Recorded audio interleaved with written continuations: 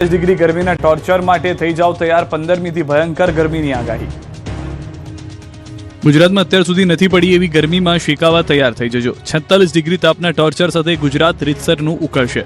ગુજરાતીઓ તાપમાં બફાઈ જશે એવી ગરમીનો રાઉન્ડ આવવાનો છે। હવામાન નિષ્ણાત અંબાલાલ પટેલે આગાહી કરી છે કે 15મી મે સુધી સૂરજદાદા ફૂલ ફોર્મમાં જોવા મળશે। 45 ડિગ્રીથી પણ વધુ તાપમાનનો પારો પહોંચી શકે। કચ્છ ભાગમાં મહત્તમ જિલ્લામાં 44-45 ડિગ્રી સેલ્સિયસ થવાની શક્યતા રહેશે। હિંમતનગર, અરવલ્લી અને સાબરકાંઠામાં આખરી ગરમી પડશે। આ ઉપરાંત બનાસકાંઠા, પાટડી, દસાડા અને લગભગ પાલનપુર, ડીસા, આશેરામાં આખરી ગરમી પડશે। કચ્છ ભાગમાં મહત્તમ જિલ્લામાં 43-44 ડિગ્રી સેલ્સિયસ જેવું થઈ જવાની શક્યતા રહેશે। 18મીથી ફરી એક વખત ગુજરાતમાં વાતાવરણ ડામાડોળ થશે। 18થી 23 મે સુધી ચોમાસા પહેલા વાવાઝોડું અને પ્રી મોન્સૂન વરસાદ આવશે। કેટલાક ભાગોમાં આંધી વંટોળ સાથે પ્રી મોન્સૂન એક્ટિવિટીનો વરસાદ થઈ શકે। 18થી 23માં પ્રી મોન્સૂન એક્ટિવિટીનો વરસાદ થવાની શક્યતા રહેશે। કેટલાક ભાગમાં ગાજવીજ સાથે વરસાદ થવાની શક્યતા રહેશે। અમારા દેશના ઉત્તરીય પર્વતીય પ્રદેશમાં હવામાન ખુશનુમા રહેવાની શક્યતા રહેશે। જોકે ટોચના ભાગમાં હવાનું ધ્યાન રાખવું। દાદાના દ્વારેથી દુનિયાને પીએમ મોદીનો સંદેશ, દુનિયાની કોઈ પણ શક્તિ ભારતને દબાવી નહીં શકે તો સોમનાથ અમૃત પર્વ 2026માં સહભાગી થયા। 2 દિવસ ગુજરાતના પ્રવાસે આવેલા પ્રધાનમંત્રી નરેન્દ્ર મોદી જ્યારે જામનગરથી ગીર સોમનાથ પહોંચ્યા તો ગગનભેદી હર હર મહાદેવનો નાદ ગુંજ્યો। દાદાના દ્વારે ભક્તિ અને શક્તિનો સંગમ જોવા મળ્યો। સોમનાથ મંદિર પરિસરમાં પીએમ મોદીનું શંખ અને ડમરૂના નાદ સાથે સ્વાગત કરાયું। જ્યાં સોમનાથ મંદિરના પુનઃનિર્માણમાં 75 વર્ષ પૂર્ણ થવાના અવસરે આયોજિત સોમનાથ અમૃત પર્વ 2026માં સહભાગી થયા। પીએમ મોદી રોડ શો કરી મંદિર પહોંચ્યા। સોમનાથ હેલિપેડથી સોમનાથ મંદિર હમીરજી સર્કલ સુધી ભવ્ય રોડ શો યોજાયો। ખુલ્લી જીપમાં પીએમ મોદી, સીએમ ભૂપેન્દ્ર પટેલ અને નાયબ મુખ્યમંત્રી હર્ષ સંઘવી જોડે નીકળ્યા હતા। રોડ શોમાં ઉમટી પડેલા લોકોનું અભિવાદન ઝીલ્યું। રોડની બંને બાજુ દેશભરમાંથી લોકો વિવિધ વેશભૂષામાં પીએમનું સ્વાગત કરવા માટે ઉમટી પડ્યા। રોડ શો દરમિયાન વિવિધ સંસ્કૃતિની ઝાંખી જોવા મળી।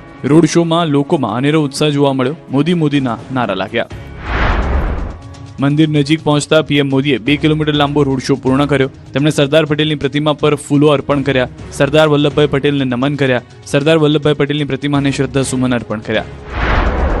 જે બાદ પીએમ મોદી ચાલતા ચાલતા મંદિર પરિસરની અંદર પહોંચતા જ બંને બાજુ ડમરૂના તાલે સ્વાગત કરવામાં આવ્યું। સમગ્ર પરિસરમાં ભક્તિમય માહોલ છવાયો। જે બાદ તેઓએ દાદાની મહાપૂજા કરી। મંદિરમાં ભગવાન શિવની અભિષેક પૂજા કરી આરતી ઉતારી। આ દરમિયાન મંદિરના શિખર પર હેલિકોપ્ટરથી પુષ્પવર્ષા કરવામાં આવી। જે બાદ આ પવિત્ર દિવસે પીએમ મોદીના હસ્તે મંદિરના શિખર પર 11 પવિત્ર તીર્થોના જળથી ઐતિહાસિક કુંભાભિષેક અને ધ્વજારોહણ કરાયું। 11 તીર્થના પવિત્ર જળથી મંદિરના શિખર પર કુંભાભિષેક કરાયો। પીએમ મોદીએ પહેલીવાર સોમનાથ મંદિરના શિખર પર જલાભિષેક કર્યો। આ વિધિ માટે 11 પવિત્ર સ્થળનું પાણી એક મોટા કળશમાં એકત્રિત કરવામાં આવ્યું। આ કળશને 90 મીટર લાંબી ક્રેનનો ઉપયોગ કરીને મંદિરના શિખર ઉપર ફરકાવવામાં આવ્યો।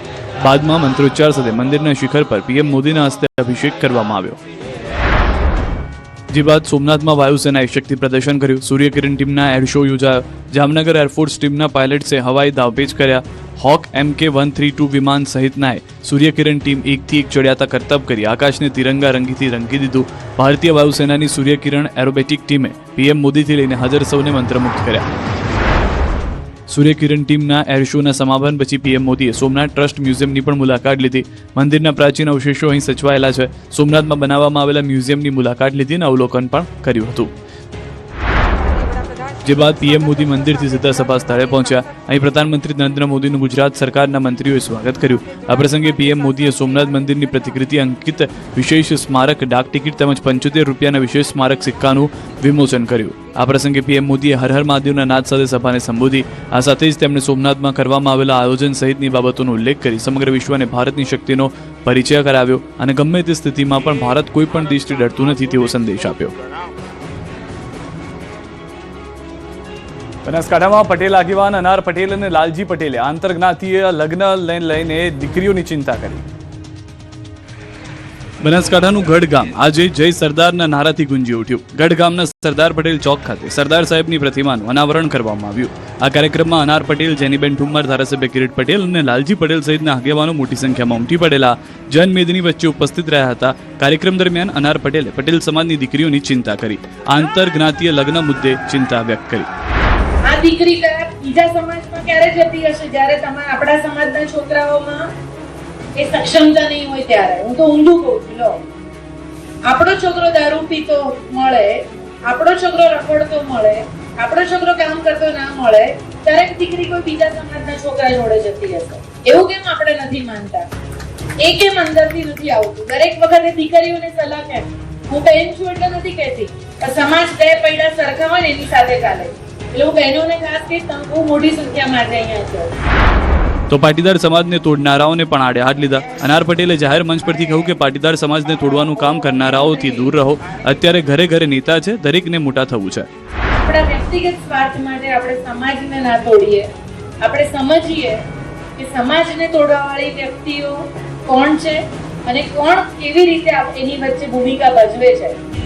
સરદાર જે ભેગું કરવાની વાત કરતા હતા ને, હવે રજવાડા નથી, હવે આપણા મગજના રજવાડા છે કે જેને આપણે ભેગા કરવાના. સરદાર તો સિમ્બોલિક થઈ ગયા, હવે હતા અને થઈ ગયા.